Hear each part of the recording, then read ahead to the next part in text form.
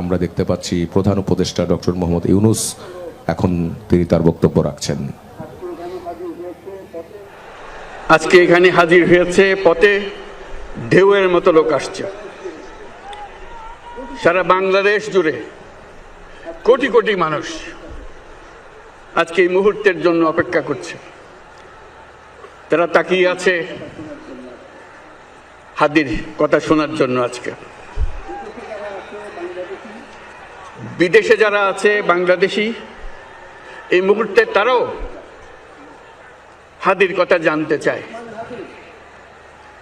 প্রিয় ওসমান হাদি, তোমাকে আমরা বিদায় দিতে আসি নাই এখানে। তুমি আমাদের বুকের ভেতরে আছো এবং চিরদিন বাংলাদেশ যতদিন আছে তুমি সকল বাংলাদেশির বুকের মধ্যে থাকবে।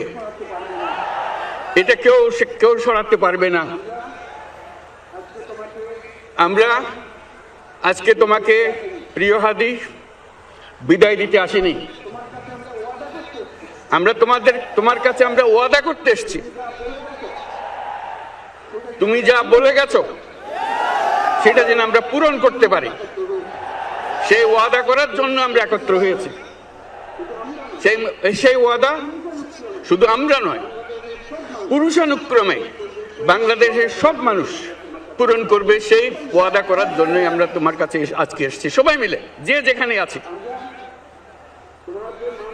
আমরা তোমার যে মানব প্রেম, তোমার যে ভঙ্গি, মানুষের সঙ্গে উঠা বসা, তোমার যে রাজনৈতিক দৃষ্টিভঙ্গি, সবাই প্রশংসা করছে।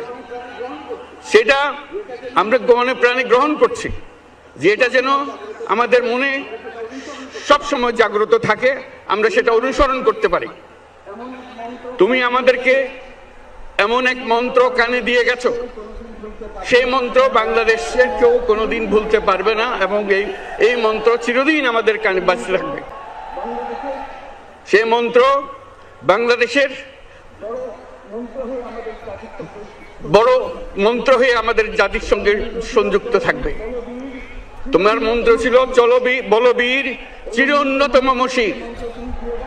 এই উন্নত মমশিরের যে মন্ত্র তুমি দিয়ে গেছো, সেটা বাংলাদেশি সন্তানের জন্মলগ্ন থেকে যতদিন সে বেঁচে থাকবে নিজের কাছে বলবে, বলবীর চির উন্নত মমশির, আমাদের শির কখনো নত হবে না। সেই মন্ত্র তুমি আমাদেরকে দিয়ে গেছো। আমাদের সব